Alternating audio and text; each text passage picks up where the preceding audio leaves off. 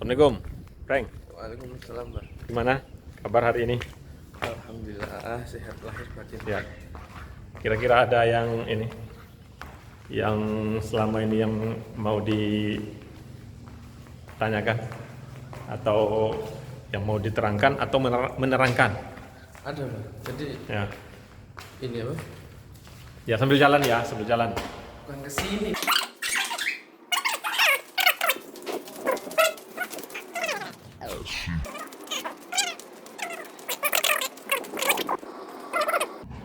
Kamu nanyakan tadi tentang sihir kan? Iya. Sihir. Jadi sihir itu macam-macam, ya macam-macam sihir. Ada sihir itu, cara kerja sihir itu adalah ini ada 3 pihak, ada 3 oknum ada di situ. Yang pertama adalah orang yang hasad mendatangi dukun, kemudian dukun menjampi-jampi, membuat buhul-buhul kepada seseorang korban. Jadi nanti apa permintaannya, apakah orang ini ingin sakit, apakah orang ini nanti dipisahkan dengan suami istri, memisahkan suami istri, atau dia menjadi kegagalan gitu kan. Jadi makanya sihir itu macam-macam, ada sihir marid, sihir tahrif, ya, sihir mahabbah, ya, mencintai orang yang tidak pantas dicintai, misalnya pelet, ya bahasa Jawanya itu pelet. Jadi kerjanya itu begini, misalnya seseorang dia tidak suka kepada si fulan, ya si fulan, dia tidak suka sama si fulan. Kemudian yang orang ini, ya yang si A ini tidak suka kepada si fulan ini. Si A ini dia mendatangi dukun, kemudian dukun memerintahkan mengambil salah satu perlengkapan apa yang dia pakai, misalnya bajunya bekas bajunya, ya air ludahnya, kukunya, rambutnya, ya pokoknya bagian daripada anggota tubuh dia, atau keringatnya gitu kan, atau ludahnya. Nah nanti diambil, si A ini mengambil yang milik si fulan gitu kan. Kemudian barang ini taruhlah misalnya dapat dia kaosnya. Nah kemudian kaosnya ini dibawa ke dukun menjampi-jampi, ya menjampi buhul ini udah ada di situ ludahnya, kukunya, atau bajunya tadi gitu kan, dijampi-jampi sama dukun. Kemudian barang ini dibawa ke rumah si fulan, pokoknya tempat di mana dia sering lewat. Nah misalnya depan rumahnya digali, ya macam-macam, ada digali, digantung, macam-macam di sana ya. Nah, atau dimasukkan ke sumur, jadi digali, misalnya tempat si fulan ini yang sering lewat, digali, ditimbun di sana. Nah, kemudian proses kerjanya itu sudah diperintahkan, sudah ada jinnya di sana, yaitu agar masuk ke tubuh orang itu, tubuh si fulan, kan itu kan. Nah, kemudian si fulan ini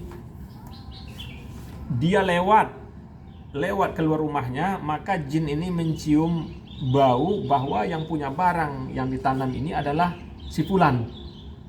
Nah, sampai di sini itu jin itu belum melakukan tugas, hanya baru sudah mengetahui. Kalau orang itu atas izin, semuanya atas izin Allah, berlaku tidak berlaku atas izin Allah. Kemudian orang ini diikutin sama jin yang tadi itu, hanya diikutin saja. Kapan masuknya? Ketika pintu-pintu untuk gampang masuk ke jiwanya itu ada, terbuka, dia akan masuk. Tapi kalau orang ini kuat itu ya, jiwanya kuat, zikir kepada Allah kuat, dan tidak Allah takdirkan untuk kena sihir, maka aman-aman saja. Nah, kita kan menceritakan bagaimana proses terjadinya sihir kan gitu kan. Ini kita anggap contoh sihir marid lah, untuk agar orang ini sakit. Kemudian jin ini dia menempel baru ke si fulannya, nempel. Kemudian ketika jiwanya itu sudah lemah, kosong, maka kita tidak boleh dalam keadaan kosong, selalu berzikir. Dia tidak pernah zikir pagi petang, ya. Dia tidak pernah berdoa, dia jauh daripada ajaran-ajaran syariat gitu kan. Nah, kemudian mencintai apa-apa yang jin cintai. Ketika terbuka itu pintunya itu, misalnya dia kemarahan yang luar biasa atau kesedihan yang luar biasa, itu gampang terbuka, kekosongan jiwanya gitu kan. Nah, ketika masuk, maka disitulah jin itu sudah mulai bekerja, mulai mengganggu. Apa yang diganggu dia ya tubuh dia diganggu. Ke kepala sakit ke kepala, ke lambung sakit ke lambung, dia udah di dalam tubuh itu gitu kan. Jadi macam-macam gangguan ciri-cirinya, mungkin dia nggak bisa tidur atau tidur dia sering mimpi-mimpi buruk gitu kan. Mimpi-mimpi buruk ini gambarnya secara umum ya, walaupun sihir ini kan dibagi-bagi lagi nanti. Nah, dibagi-bagi lagi, ada ini sihir yang bikin orang sakit ya. Karena ada faktor-faktor yang pernah saya ketemu sama saya yang sakit itu macam-macam. Ada targetnya mati. Kalau targetnya mati itu biasanya dia larinya itu ke lambung. Ke lambung. Kenapa? Lambungnya perutnya itu besar. Biasanya seperti itu. Jadi dia nempel di usus itu. Jadi mau masuk makanan itu nggak bisa karena dia tahan di situ. Akhirnya jadi busuk perutnya, kemudian membesar gitu kan.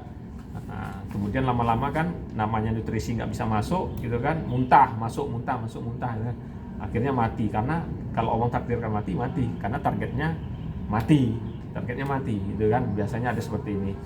Makanya perlu kita ada tindakan preventif, yaitu tindakan bagaimana kita tidak terkena sihir ya. Nanti ada berikutnya lagi, nanti kalau ada waktu akan kita sambung lagi. Hanya kerjanya seperti itu semuanya atas izin Allah. Makanya para dukun itu termasuk kesyirikan dan dosa besar.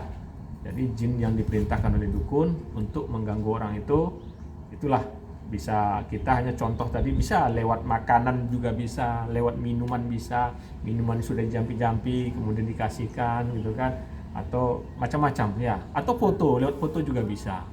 Foto, kemudian foto ini dijampi-jampi juga bisa. Makanya kita harus selalu berzikir ya.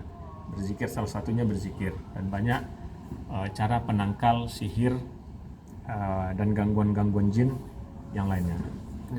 Terang ya sampai situ ya.